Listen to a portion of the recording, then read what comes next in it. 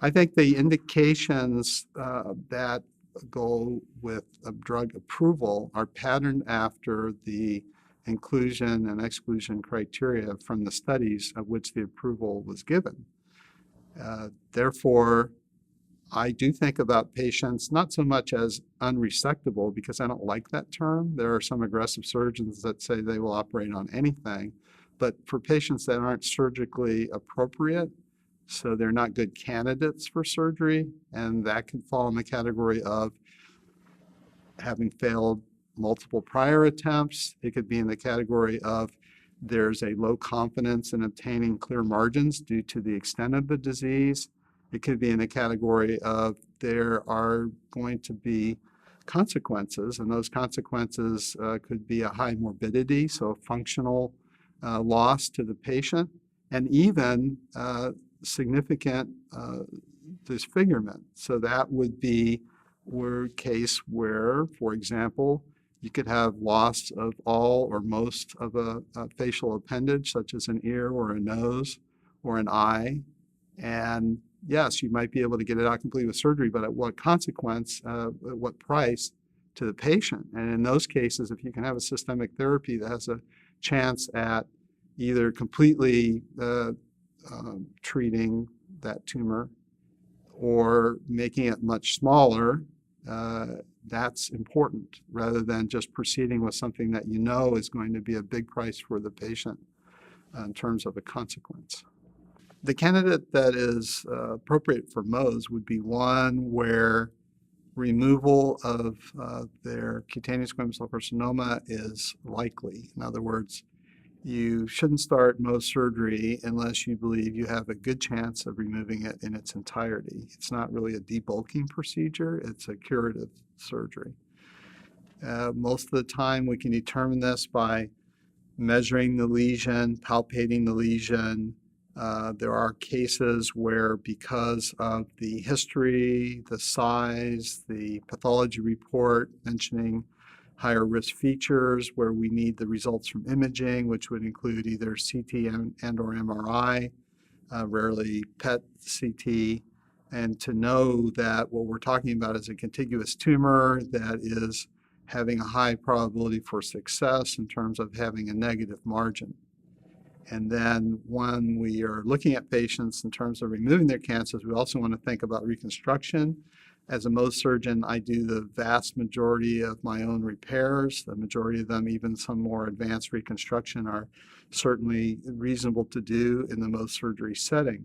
There are times, though, that Mohs surgery may still be the appropriate tumor extirpation technique, but combining with a free flap, which would be performed by plastic surgery after the Mohs surgery is complete, can also still be a highly effective treatment for that patient. There are times when we assess a patient clinically, we palpate the lesion and notice that it is fixed and bound down to deep structures, especially to bone, and most surgeons, for the most part, don't cut any bone, where we think about sending out to have a larger en-bloc resection. That can be done by head and neck surgery. Sometimes Mohs can collaborate with head and neck surgeons by clearing the peripheral soft tissue and then leaving a clear peripheral margin and a central tumor that the head and neck surgeon can remove en bloc and get a much deeper resection and take out bone or muscle as is necessary. There are times when these advanced tumors don't look like a good candidate for the Mohs at all, or something about the patient's case, their morbidities, whatever, would be better off just having it all done with head and neck surgery.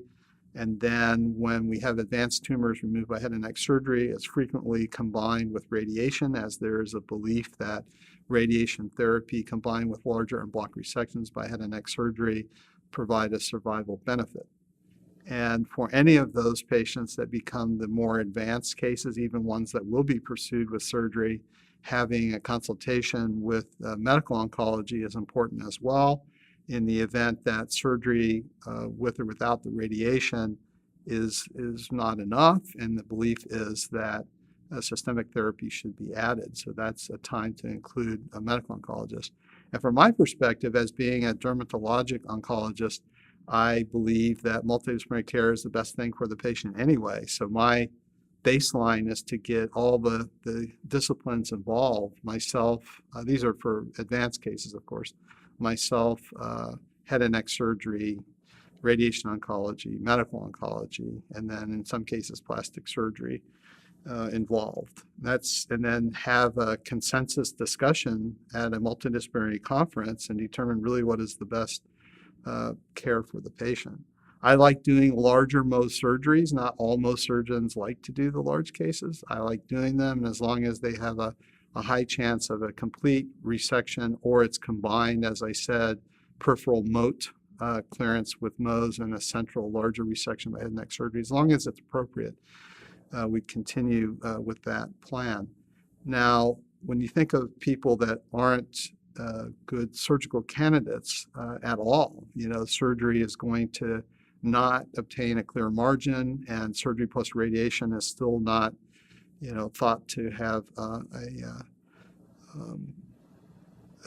not to be a good option for the patient, then we send or get the medical oncologist and dermatologic oncologist together and see what other options might be available. I am sent patients from head and neck surgery and sometimes from medical oncology and radiation oncology when it looks like surgery with or without radiation, even larger surgeries, are still not a good option for the patient. They're not going to clear the tumor. The ability to perform radiation in some areas has a lot of morbidity. These are things that are causes for patients to be sent to me for consideration of systemic immunotherapy. They could also be sent to medical oncology as a PI on a phase 2 international registration study. I accept and treat these patients. I think that there's room for both medical oncology as well as dermatologic oncology, both in terms of either being a prescriber or part of this multidisciplinary care that continues to manage the patient. The question of having adjuvant postoperative radiation is one that is a work in progress in terms of what is really the best plan for the patient. The belief is that postoperative radiation for larger planned resections, such as head and neck surgery, will provide a survival benefit.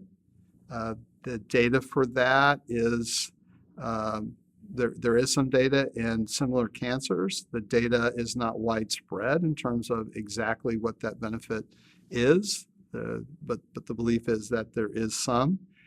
When somebody should get radiation, I leave to the radiation oncologist for their assessment based on their experience, their data that they are expert on, and there are many cases where they believe radiation should be performed postoperatively and some when they don't. I don't make the judgment in advance. If it's something that I think is going to have a larger surgery, such as a head and neck surgery, I would recommend they at least get that evaluation, the consultation with the radiation oncologist. In terms of medical oncology, it's that same algorithm of deciding, do you think that surgery with or without radiation is enough? And if you think that it's not going to be, then adding a systemic agent is something to think about. When you think about having surgery followed by systemic therapy, such as an anti-PD-1, that would be an adjuvant use of anti-PD-1. That's an area of investigation, but there's no real data on that at this point. So there's nothing I can go by and say that based on risk factors on a patient that either has Mohs surgery or a patient that's head and neck surgery, that they shouldn't get postoperative radiation and they should go for an anti-PD-1. There's no data that I'm aware of to guide that decision.